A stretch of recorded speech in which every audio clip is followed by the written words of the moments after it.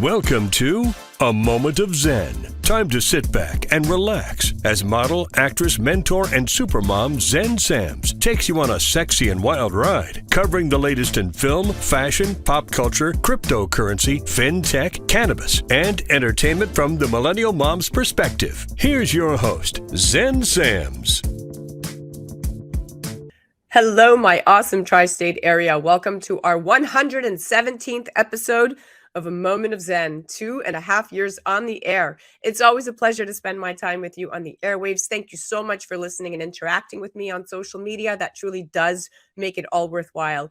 Please make sure to follow me at Zen Sams. That's Zen with an X, not a Z.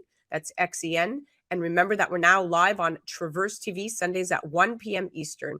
Of course, all episodes of A Moment of Zen are now streaming 24/7 on Kathy Ireland's Your Home TV. And you can also find us on our YouTube channel. We upload every Sunday at 2 p.m. Eastern. We have such a great show lined up for you today. Remember, we are the #1 trending show in edutainment. In our entertainment and pop culture segment brought to you by Romulus Entertainment. Today, we're featuring director and dear friend Anthony Mandler, chatting all about his new feature film, Surrounded, that's received rave reviews. Now, the film features the impressive talents of both Letitia, Wright, and Jamie Bell. 5 years after the end of the Civil War, a former soldier disguises herself as a man while traveling west to lay claim on a gold mine. And after thieves ambush her stagecoach, she's forced to guard a legendary outlaw while the surviving passengers look for help. It's a definite must-watch film and a definite must-listen-to interview. He's here to chat film, career, and family. In our Trailblazers segment brought to you by Navé Travel, today we're featuring Karolina Dehnhard, an international family law attorney and partner with Lindabury, McCormick, Estabrook, and Cooper. Today, she joins me with Senator Raymond Lesniak. Today, we're chatting Ukrainian orphans, the importance of terminating and lifting the moratorium, and Russia's open effort to adopt Ukrainian children and bring them up as Russian, to the point of even giving them citizenship. In our financial literacy segment, brought to you by the one and only Ogpay.com, our most favored fintech app. Today, we are joined by Austin Zelen, founder of Cashflowpreneur, TEDx speaker, and mentor. Now, Austin coaches many people around the world on becoming financially literate through his brand Cashflowpreneur. Today, he's here to chat the best ways to earn passive income and how you can take control of your finances. In our Scandals segment brought to you by Biche Cucina, today we're featuring returning contributor Imran Ansari of ABK Law and legal expert and analyst. He's going to be bringing us the latest scandals going on in Hollywood, both legal and international, in under 5 minutes. Can't wait to see what he has in store. Stay tuned for our entertainment and pop culture segment brought to you by Romulus Entertainment, featuring Anthony Mandler chatting Surrounded, starring the impressive talents of Letitia, Wright, and Jamie Bell. You're listening to A Moment of Zen right here on 710 WOR, the voice of New York, iHeart Radio. We'll be right back after this. A Moment of Zen is brought to you by Your Home TV. Hi, this is Kathy Ireland here on A Moment of Zen, brought to you by Your Home TV. We've developed an all-inclusive subscription-free network that you're going to love, whether it's financial freedom, fashion, beauty, health and wellness, wonderful weddings, travel and culture, cooking, entertainment, and short-form documentaries, programming for everyone. Classic films and new shows, including Kathy Ireland Presents American Dreams. We've developed this network just for you. Please check out yourhometv.com. Tune in to A Moment of Zen, Saturday nights from 9 to 10 p.m. on WOR, the voice of New York, iHeart Radio. Welcome back, beautiful tri-state area. You're listening to A Moment of Zen right here on 710 WOR, the voice of New York, iHeart Radio.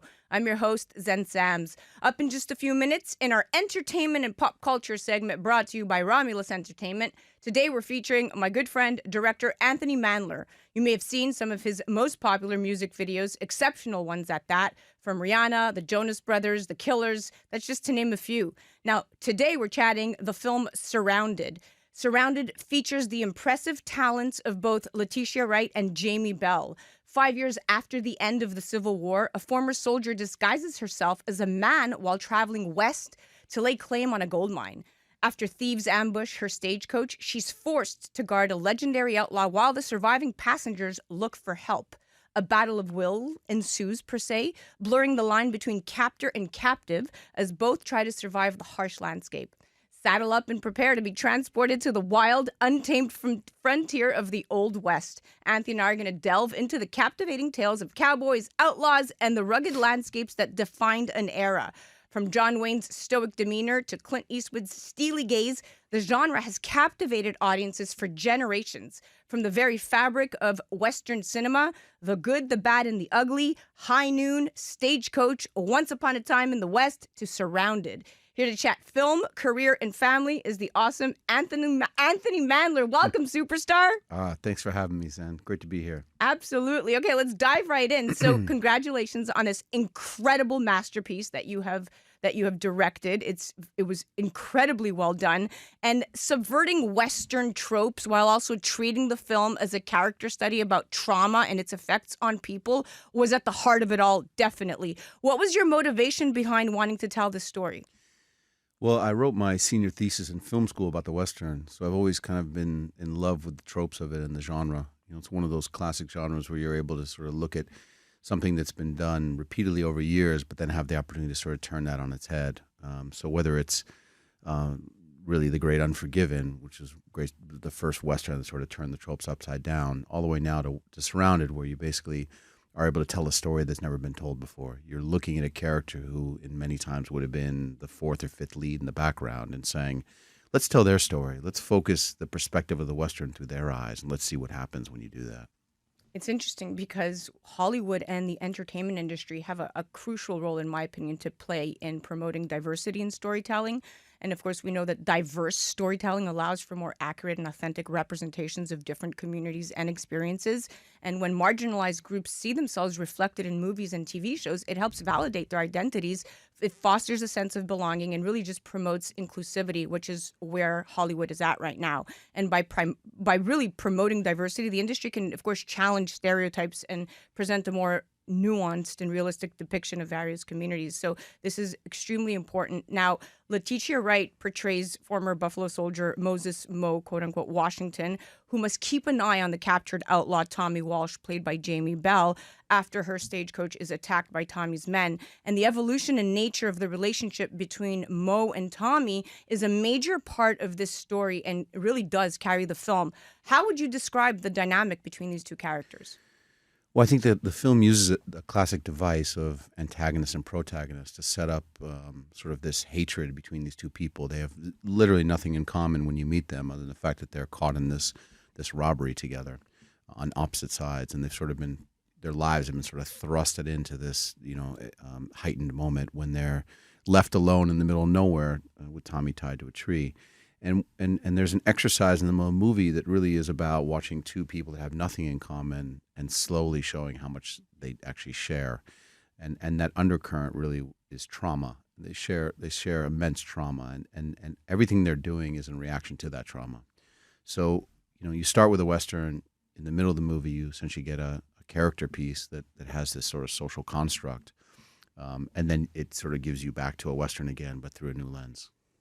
It's fascinating the way you managed to pull that off all in one film. And what's interesting, I'm going to segue here a bit, is that historians often say that America's Civil War pitted brother against brother. But what many people do not know is that on occasion it also involved sisters. In fact, up to 1,000 women fought for both the Union and Confederate armies during the war, disguising themselves as men to slip by, to pass as men. These women bound their chests and cut their hair. Then they chose a male name and simply signed up, right? And one of these soldiers it made me think of her when I was watching your film, Frances Louisa Clayton. Her alias name was Jack Williams. She enlisted with her husband in 1861 to pass as one of the boys. She took up drinking, smoking, and chewing and swearing. And when Frances' husband died a few feet in front of her at Stones River, she stepped over his body and kept fighting. And it's interesting because, it's a mean, dangerous world for an unaccompanied Black woman in 1870 America. And so to see this character, Mo, travels into the deep frontier disguised as a man. Talk to me about what it was like directing a female actor disguised as a man and what you had to be mindful of to get that authentic performance. Well, I think it starts in prep. Letitia came on very early in the process. She developed the film. She was a producer in the movie. We worked the constructs of the genre and then met it with this sort of authentic historical perspective from her perspective. And you don't always have that that ability to do that, but between director and writer and actress, we were able to, in my opinion, create something that was tied to history while being its own story, and had an incredible level of authenticity. And so when that character sort of comes alive, and you put them in the middle of nowhere in this treachery, and in the opening of the movie, you sort of watch this descent into what we call like the hell of the world that we're in. You realize how dangerous it really is. You know, when the idea with the camera was it was always supposed to be close to her, near her, in her perspective. There's shots where, you know, traditional framing is thrown out and the characters' faces are cut, but you're always in her eyes. You're always sort of seeing the world reflected through her. And what is that world? It's a world that is dangerous at any moment. You know, to be black at that time, to be a black female who's hiding as a man, who's also carrying, you know, sort of something precious and also a very large gun, and has an incredible skill set when it comes to sort of using that weapon. The potential for danger, the potential for being in scenarios where you might not make it through the day are very high. And for Mo, her objective was just essentially to put one day next to another day, next to another day, next to another day, and hopefully at the end of that chain of days is salvation. You know, safety is a promised land. And that sort of biblical sort of construct of the search for the promised land is really at the core of her character. Yeah, it kind of feels like many of the challenges that women are faced with today in even communities, but it's interesting how you manage to finesse such a tough depiction into something so. I mean, her feminine side came out just as much as the masculine side, which was not an easy feat. Now, what were some of the biggest challenges you faced directing this Western? Well, just one more comment on what you just said. I think when you look at Tommy Walsh's character, he's essentially a man who has incredible entitlement, right? There's a privilege to his whiteness and his masculinity, but he too is carrying incredible trauma from childhood. So, you know, his path is to sort of like scorch and burn the earth and get back at everybody to make himself feel better. And his entitlement and privilege as a white male is that he could never be controlled by a black person or even a black female in that right. So when these two characters sort of like level up at this tree, over time you just start to see them sort of come off their high horses and sort of like see each other for who they are, deeper beyond the actions they've done or the way they're hiding to what is really underneath. Making a Western is definitely the most difficult genre. You accept that you're going to make this in the middle of nowhere, far away from society in today's sort of terms. You've got to get away from cities. You're working with nature, horses, single fire weapons. The feeling of certainly this movie was the harshness of the landscape. Surrounded, sort of one of the definitions of surrounded to me is that our characters are sort of surrounded by nothingness. So I basically marched the whole film 2 hours north of Santa Fe to a place called Ghost Ranch where no one had ever really made a movie. Actually, it's where George O'Keeffe painted every day. So you have these remarkable landscapes that are surrounding you. And, we found a place where we could, look almost 360 degrees and you just were enthralled by what was around you. But there was a sense of grandness and almost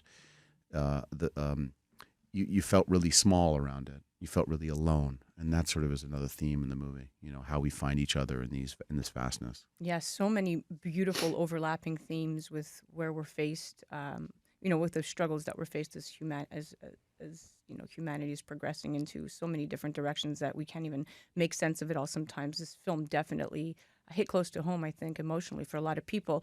How did you work with the cinematographer to create visually stunning and iconic shots for the film? I was privileged to work with Max Goldman, who's a longtime collaborator of mine in the short form. This is the first film we've made together.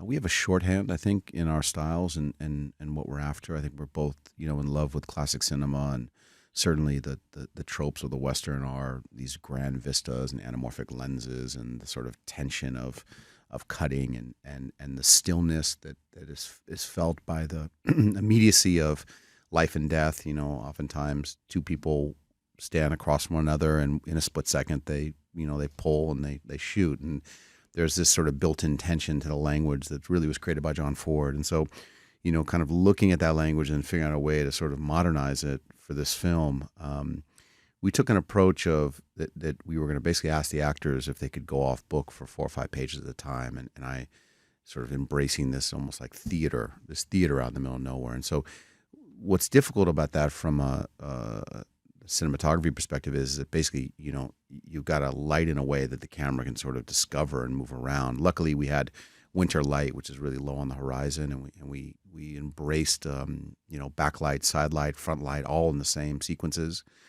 We were fortunate enough to have a really beautiful set of vintage anamorphic lenses and incredible weather and incredible actors, and I think the rest is sort of is up there, and you see it. You did a great job. You had a great cast, great crew. What do you hope audiences will take away from watching Surrounded, and more importantly, what did this film mean for your family? Well, I mean, first and foremost, you want to entertain. You want people to feel like they're on a ride.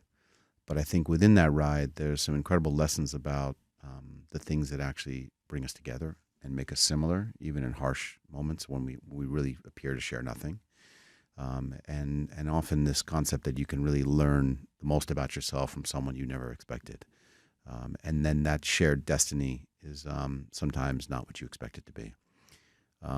Making a film is very difficult, for many reasons. I think it's, I have a wife and 2 young kids. It's hard because you're gone for a long period of time. But I think that, my legacy, my journey as an artist is dependent on creating. And so there's I think a shared, understanding in the process. Well, you did a great job. Congratulations. I mean, there's definitely one of those films where you're going to show it to your kids one day and they're going to be very proud. This is that film. And Thank you. I do hope it gets nominated for some award, because it's very deserving of being highly recognized and even being a topic of conversation in schools and studied. It's really impactful. You did such a great job. Thank you. I think it's important to note that the great Michael K. Williams, son of New York, son of Brooklyn, is in the movie. It will be his last movie. Unfortunately, we lost him almost 2 years ago, and it was my great honor to work with him and bring this performance to the screen. He was a remarkable human being, and as you know him from The Wire and from Boardwalk Empire and so many movies, he embodies a certain character in a very complex way, and his process as an artist was just brilliant to watch. And so we miss him dearly, and so thankful to have this movie. But if you love Michael, he certainly has a incredible role in this film, and definitely turns the movie upside down. Absolutely. Anthony, thank you so much for joining us. It was a pleasure having you in. Thank you, Zen. Thank you. Absolutely. Guys, listen, diversity in storytelling is not only a social imperative, but also a smart business decision. The global market for entertainment is increasingly diverse, and diverse stories have demonstrated their commercial success time and time again. Movies and TV shows with diverse casts and narratives have garnered critical acclaim and achieved significant box office success, indicating that diverse storytelling is not only artistically important, but also financially very, very rewarding. And of course, in recent years, there have been efforts to increase diversity in Hollywood, such as the push for more inclusive casting, diverse storytelling initiatives, and the recognition of underrepresented talent through awards and festivals. However, there's still so much work that needs to be done to ensure that diversity becomes the norm rather than the exception. It requires ongoing commitment from industry leaders, filmmakers, writers, and audiences to support and demand more diverse and inclusive storytelling in Hollywood and beyond. And that is exactly what this movie Surrounded did. That was our entertainment and pop culture segment brought to you by Romulus Entertainment. That was the awesome Anthony Mandler. Definitely check out the movie Surrounded. It's on digital everywhere.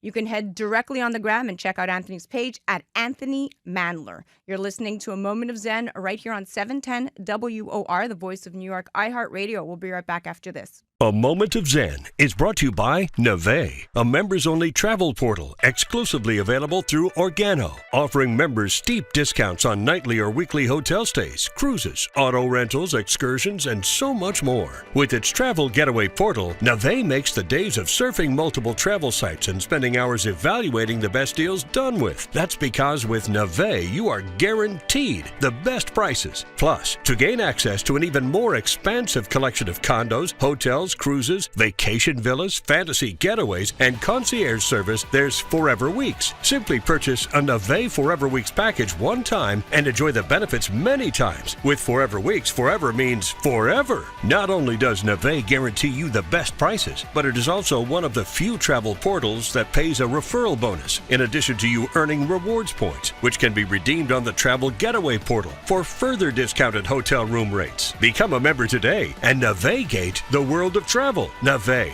the world for you to experience. For more information, go to navay.travel. That's Navay, Nave.travel.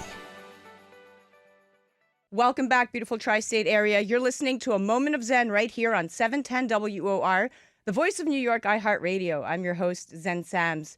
Up next in our Trailblazer segment, brought to you by Navé Travel, today we're featuring Karolina Dehnhard. She's an international family law attorney and partner with Lindabury, McCormick, Estabrook, and Cooper. She's born in Poland, and Karolina has traveled to her motherland 4 times since the Ukrainian-Russian war broke out, mainly to address lifting the adoption moratorium of Ukrainian orphans displaced by the war, and of course to contribute to humanitarian relief. Today, she joins me with Senator Ray Lesniak. Together with Senator Lesniak, they led a group of civic and community leaders to Poland last fall and visited over 1,200 children displaced by the war. Today, we're chatting Ukrainian orphans, the importance of terminating the moratorium, and Russia's open effort to adopt Ukrainian children and pretty much bring them up as Russian. Now, the Ukrainian government's suspension of inter-country adoption has created a huge dilemma as organizations urged receiving states, international bodies, and humanitarian agencies to adopt a harmonized approach and call for a moratorium on inter-country adoptions from Ukraine. Apparently, during emergencies such as conflict, it is a well-accepted principle of states' obligation under international law that adoption is not an appropriate response for unaccompanied and separated children.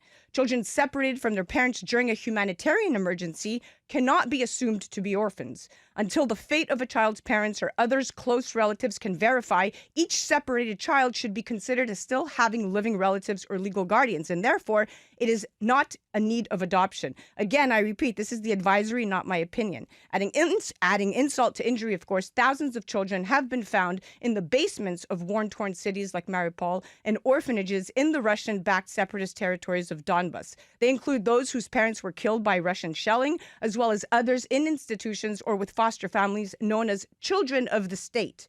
Russia claims that these children don't have parents or guardians to look after them, or that they simply can't be reached. Joining me now are my dear friends, Karolina and Senator Ray Lesniak, to chat further. Welcome to the show, my dear friends. Thank you for having us. Thank you. What an introduction. I mean, that was very well done.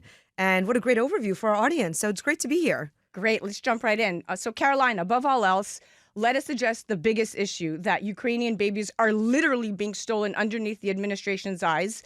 Associated Press, in fact, found that officials have deported Ukrainian children to Russia or Russian-held territories without consent, lied to them that they weren't wanted by their parents, or used them for propaganda and gave them to Russian families and included citizenship.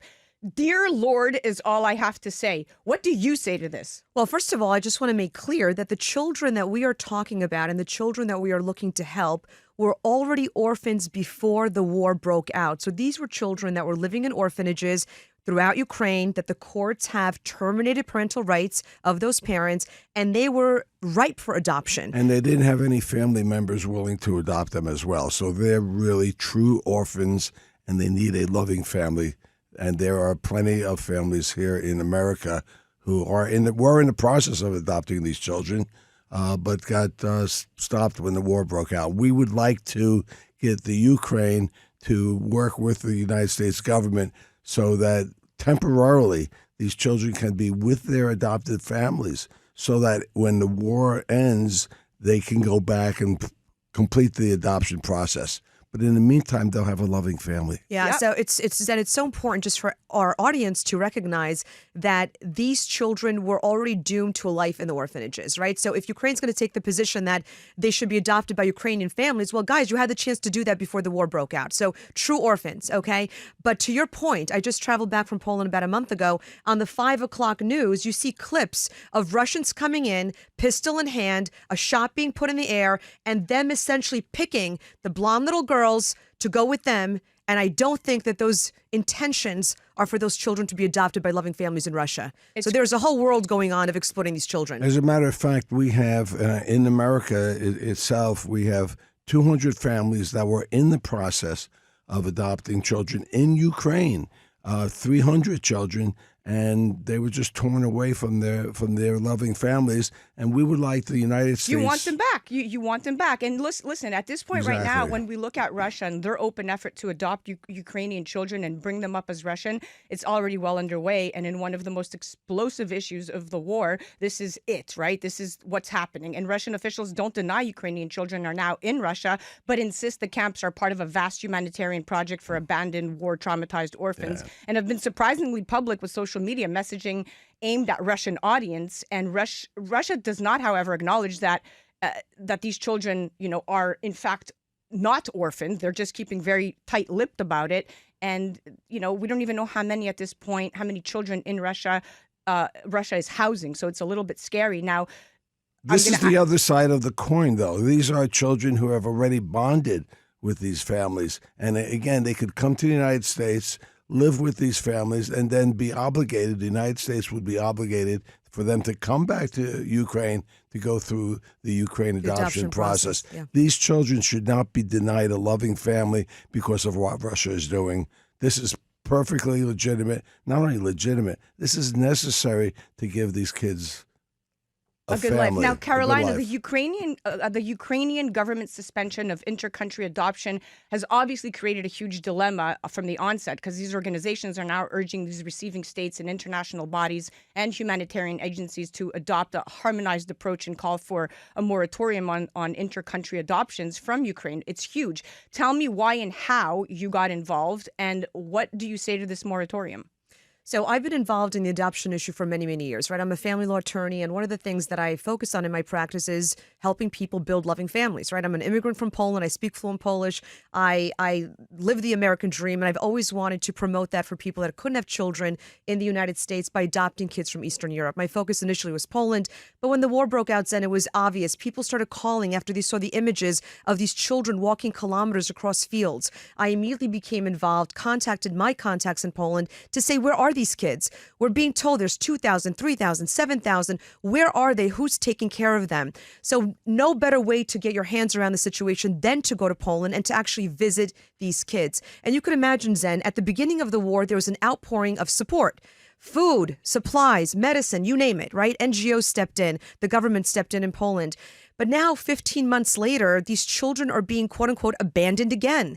The NGOs are pulling out. Government resources are running low. Ukraine is not contributing very much to the orphanages in Poland, and the Polish government can only do so much. So to Senator's point about the 300 children that were matched with parents in America, 2 of which are from New Jersey before the war, there is no reason why these kids should be languishing in an orphanage in Poland or in Spain or in the UK, because they're now throughout Europe, and not be here. There is no reason for this. And Karolina contacted me because of my position, 40 years in the New Jersey Senate, but also my grandparents were born in Godova, right on the border of Ukraine, just 100 miles from Kyiv. And when we visited, we had an entourage, and we gave these orphans clothing and toys and iPads.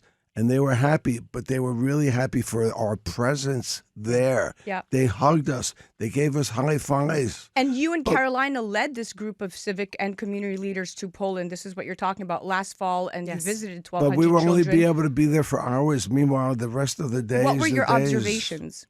Well, they were so needy. They were just they grabbed us. They hugged us.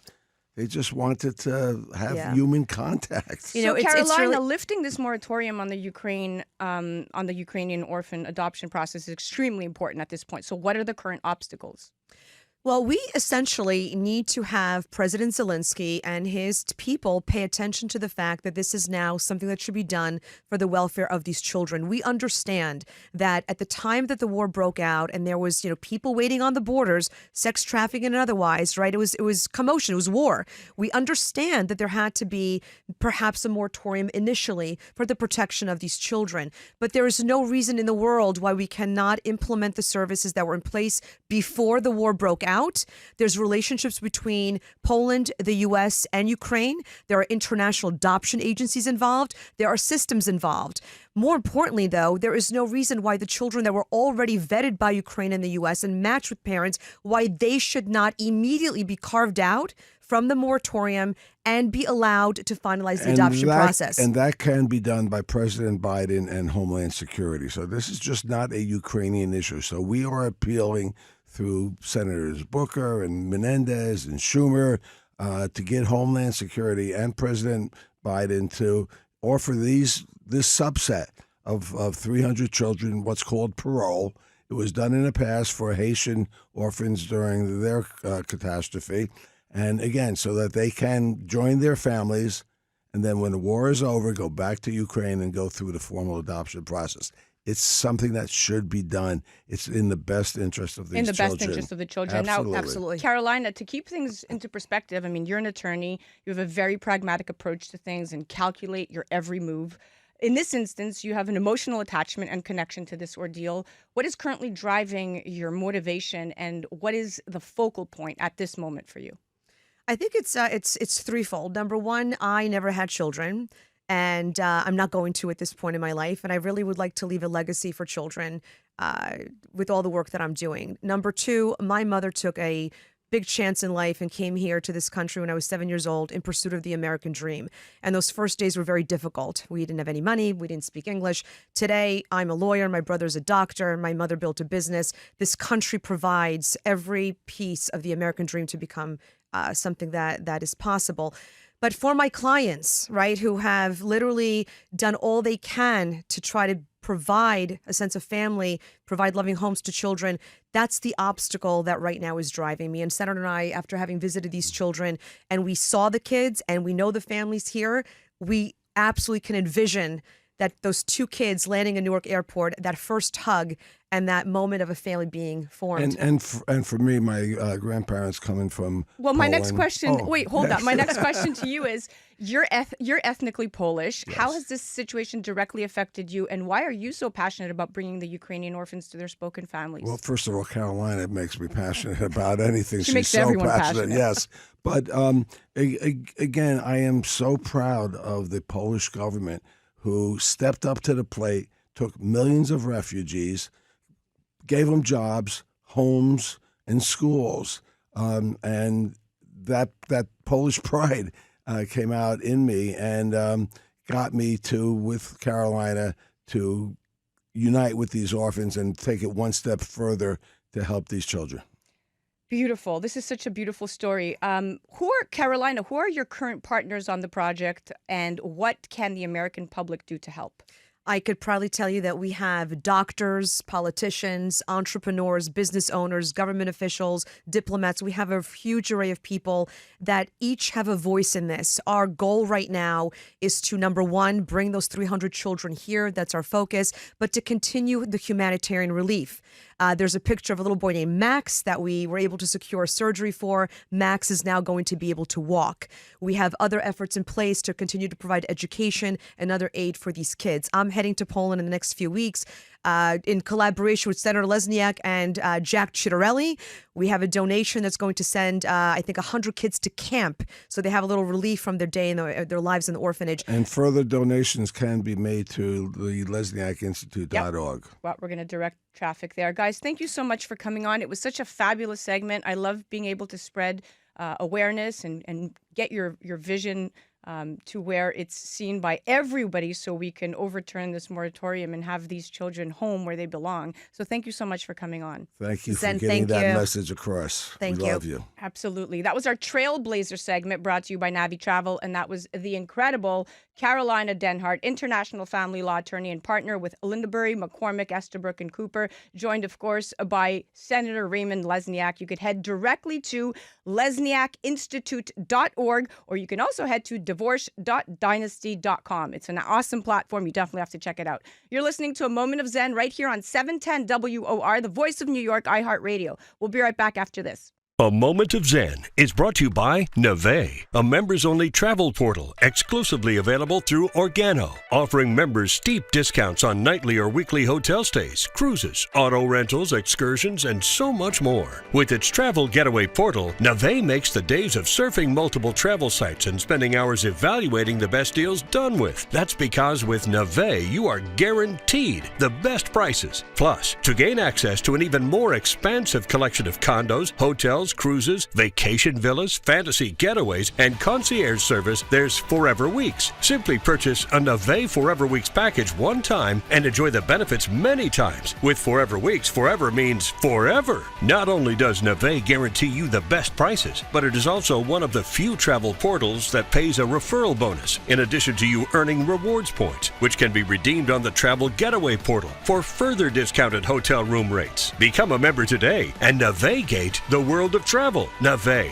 the world for you to experience. For more information, go to navay.travel. That's Navay, Nave.travel.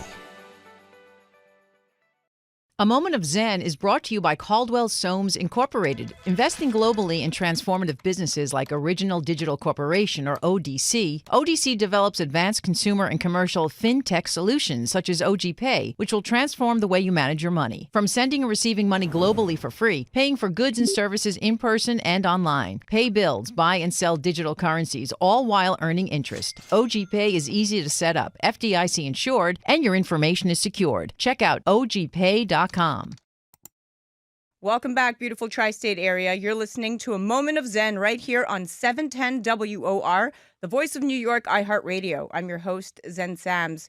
Up next in our financial literacy segment brought to you by ogpay.com, today we're joined by Austin Zelen, founder of Cashflowpreneur, TEDx speaker, and mentor. Austin coaches many people around the world on becoming financially literate through his brand, Cashflowpreneur. His focus is on investments that create cash flow for his clients and allow them to live the life they deserve. His mission is to create 1,000 new millionaires through his unique passive income strategies by the year 2027. A recent in-depth article titled Austin Zelen's Mission, Passive Income for All, explored his groundbreaking strategies and insights that have revolutionized the way individuals can generate wealth and financial independence. Austin has dedicated his career to helping individuals build multiple streams of passive income. He believes that anyone can really create a life full of freedom and abundance by investing in themselves and, of course, leveraging the power of residual income. Austin says that, quote unquote, passive income is extremely important because it allows us to teach the three freedoms in our life: financial freedom, time freedom, and of course, geographical freedom. This means that we can finally do what we want, when we want, and with whoever we want, end quote. Now, let's get it straight. The best way to earn passive income aren't only the purview of the wealthy. Of course, with a modicum of startup time and capital, anyone can really create a passive income stream. And passive income isn't literally money without effort, but more akin to money with less effort. Now, some passive income strategies like owning dividend-paying stocks or bonds require less work than owning actual rental real estate. Today, Austin is here to chat the best ways to earn passive income and how you can take control of your finances. Welcoming now to the show is the awesome Austin. Welcome, my friend. Thank you. Thank you for having me. I'm super excited to be here. I appreciate it. Absolutely. Welcome to the show. Welcome to New York City. Very exciting stuff. You have a big few days ahead of you. Now, let's dive right in. So you have this 4-step passive income framework that is basically able to transform an investment portfolio to the point where your clients can scale to 7 and 8 figures easily. And you were recently quoted saying that it's all about following a proven investment protocol that manages risk and creates profitable outcomes for the investor. Tell me more, and what are these secret 4 steps?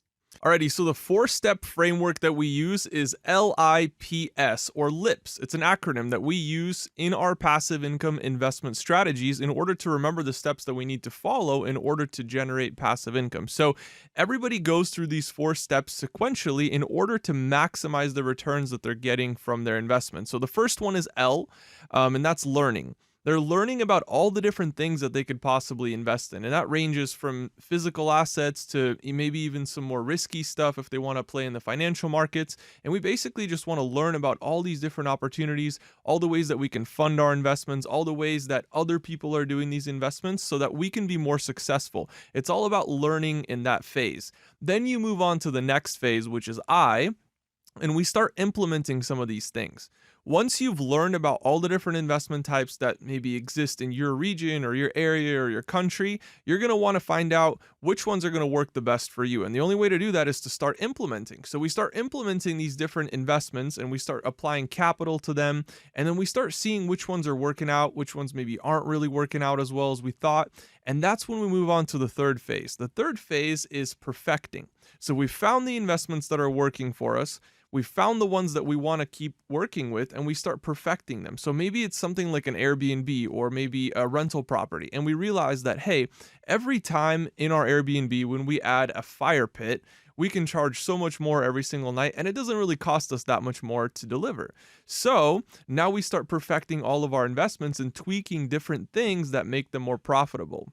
Agreed. And well, the most important thing is that you have you've taken the guesswork, so to speak, out of it. And Yep. I think that there should not be any guesswork when investing, only, to your point, proven strategies. Because when you look at where we're at in the world today, there's a lack of financial literacy, of course. And to your point, this has caused so many people to be scared of investing and ultimately lose money. And that, plus, all the compounded is essentially by the notion of inflation at 6 and 8% annually. Now, again, to your point, must be making at least 8 to 9% in order to just break even. And further to your point, we're not even talking about any profits, right? So we want to make sure that the guesswork is extracted out of this equation. And I love how you map that out. Can you, in your perspective, can you make passive income with little to no money? Yes, you can, but you're going to have to put in a lot more work on the front end. So in my opinion, as we go through that 4-step framework, the last part is scaling. And so scaling allows us to really maximize what we're making out of these investments. But at the very beginning, you might not have that much capital that you're putting up. And so what I find is that you can either have capital. Your second option is to access capital from the bank, which we also teach as well. Or the third option is to find somebody who does have capital and maybe partner up with them. Because if they have the capital, they probably don't want to put in the work. But if you're willing to put in the work, you can come in as a partner. You're doing the work while they fund the project. And eventually, that's going to be profitable for you. So you're going to have some capital that you can then reinvest into your next project. So I would say if you don't want to spend too much capital at the beginning and just put in some work, it's a great way to get that initial investment profit rolling in. And then you can start reinvesting. I love it. Now, getting creative is at the core of it all. Where there's a will, there's a way. Exactly. Now let's chat setting expectations. So earning passive income from investing involves kind of predicting your return based upon the investment amount. A $5,000 investment in a dividend fund that pays a 6% yield will provide $300 per year, while, a successful affiliate website might earn $1,000 per month or more. So when you're looking at giving people the right advice, and you're talking about the best passive income investments really involve balancing human capital, financial capital, time, and skills. What do you say to this, and what is your advice on setting expectations? I think that the more capital you're investing, the more conservative you should be, just generally speaking. And that's the way that I've used investing myself to generate wealth. Because at the beginning, it doesn't really matter what you're investing into if you're investing less than like $10,000. It's not really going to make much of a difference. You could be making 30% a year, 40% a year, and it's still not life-changing money for most people. Now, once you start getting into, like, let's say millions or maybe tens of millions, now you're going to have to really think about the things that you're investing in, because that could probably make a pretty big difference if one of those doesn't work out. So I say diversification is always the way to go. Setting the right expectations is that not every investment works out, and if you can get an accuracy rate of, let's say, 70 or 80%, my overall portfolio accuracy is about 70%. That means about 30% of my investments fail.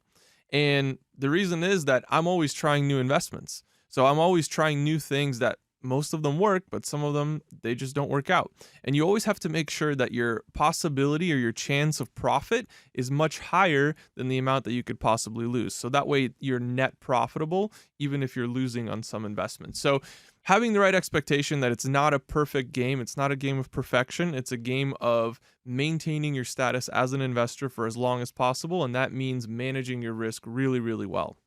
Very, very, very well said. Now, investing in financial markets spans banking and financial products like stocks and bonds, buying banking products like certificates of deposit and high yield cash accounts is less risky with lower upside potential than investing in financial market assets. Now, passive investing in dividend paying stocks or interest paying bonds provides cash flow but requires a larger investment to realize meaningful monthly income, to your point. Now, in your opinion, what are the best passive income investments? So I can't make any recommendations, but for me personally, what's worked out really well is kind of like an alternative investment model. So instead of going to the financial markets, which everybody can do, I like the investments that are less accessible. They still provide me the safety, but they also can generate much higher returns. And for me, the best investment so far has been private jets. So you basically acquire a jet. You own the physical asset. Think about it. The worst thing that could possibly happen is maybe you have to sell the jet and recoup all, if not most of your money. But the best case scenario is that you could be doing 30, 40, 50, 60% a year on these jets. And those are real numbers. That's actual data that we have on our jets. We charter them out through a charter company, so it's very passive for the investor. The majority of the work that you're going to have to do is just get on a monthly call maybe with the rest of the investors to talk about the statement and your profit split. And that's about it. So the charter company runs the entire operation. For me, that's a very safe investment. It does really, really well. And I know I'm protected because at any point in time, I could pull up the tail number on my phone and I can see exactly where my plane is, exactly what it's doing. And I know it's there. It's always intrinsically valuable. So even if we, let's say, went off the dollar and we didn't use the dollar anymore, whatever currency we're using, that jet intrinsically contains value within it. You can't just replace it for free. It's an expensive asset and it always will be that, no matter what currency it's denominated in. That's a very creative way to secure your investment. And more importantly, when you talk about the aviation industry and where we're at right now, people are just wanting to fly, and they're wanting to fly private because they just don't want to be bothered with the hassles of it all. So yeah, that sounds great. Now let's chat real estate investing, because this is one of my favorites. But of course, real estate investing is frequently touted as a response to the question, what is the best way to earn passive income?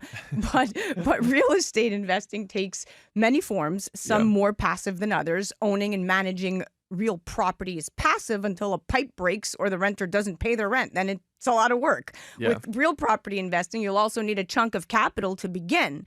Now, real estate crowdfunding apps or investing in real estate investment trusts, REITs, are more passive. Once you purchase the securities, you wait for the cash flow. How do you feel about REITs, real estate investment trusts? What are your thoughts? I know some really high-performing REITs, but I think that you're really leaving a lot of the benefits on the table as an investor if you just go that route. Now, for some people, that's a perfect fit. Some people want to be less involved. They don't even want to think about what their money's doing. They just want to invest into the trust and let the trust do the work, and that's totally fine. There's a market for people like that. For me personally, I like to be a little bit more involved in the process. I like to be a GP on big deals, so multifamily real estate. And we try to make it as passive as possible by having a management company run it. So to avoid the issues that you just mentioned, we tend to not purchase smaller properties. So anything below, I'd say like 32 units, 40 units. The finances just aren't there to hire a management company. You want to have a management company operating the building for you, doing evictions and any repairs, maintenance, bringing in new tenants. That's a lot of the work when it comes to multifamily real estate. Single family real estate, I would just stay away from. Now, I do some personally, but I don't manage any of it. But that's a lot harder to find a solid management company for, and you're going to have to do that yourself on the front end before you can have a passive portfolio, so to speak. Whereas with multifamily, you typically have a GP or maybe multiple GPs who are taking care of that for you, and you come in as a limited partner, you invest, eventually refinance, pull out your cash, you own that asset, and you buy another one. There you go. Talk about 10xing your business right there in less than a paragraph. Yeah. Now, when we talk about REITs, it's important for everyone to understand that a real estate investment trust is an investment vehicle that owns a pool of commercial real estate, basically. There are REITs, of course, that provide broad diversification across the real estate landscape, but you can buy niche REITs that own senior housing, student housing, warehouses, commercial property, mortgages, shopping malls, data centers, and you get the picture, many other varieties of property. And of course, the benefits of these REITs for cash flow is that they are required by law to pay out 90% of their taxable income to shareholders. So that's interesting. It's an interesting, not loophole, but safety net, if you will. Now, what are the biggest mistakes people are making, Austin, when it comes to passive income?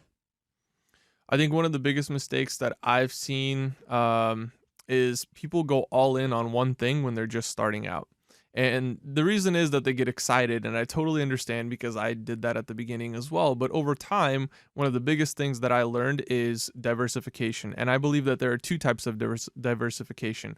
There is internal diversification and there's external. So let's start with external. I'm diversified into multiple industries: private jets, real estate, exotic cars, yachts. All these are different industries that are not necessarily correlated. So externally, my portfolio is diversified. Now let's click down into one of these and let's say we have real estate. I'm going to diversify internally with real estate as well. I'm going to buy property in Vegas. I'm going to buy property in Florida. I'm going to buy property in Texas, in Tennessee, in Georgia. And I could go even deeper. I could buy property by the beach. I could buy property in the hills somewhere. I could buy property in the city. So I'm diversifying within that sector of my portfolio. And that's providing protection for me, because if one of them doesn't work out, the other ones are probably still working for me. And because I'm in different areas and different markets and I have a different demographic that I'm targeting, it's likely that I'm going to have a very stable portfolio. Love it. Love it. You are so full of knowledge, and you do what you do for a reason. Thank you so much for coming on. You are absolutely incredible. Love chatting with you, filled with knowledge, and financial literacy is really at the heart of it all. Once you have that, the rest, you can't go wrong. Yeah, thank you so much for having me. It's been a pleasure. Absolutely. Listen, guys, everyone should consider investing for the future. With just a tad of ambition and the ability to motivate yourself, it's wise to consider creating passive income streams. Employment is uncertain, and creating multiple streams of income is definitely a sound financial plan.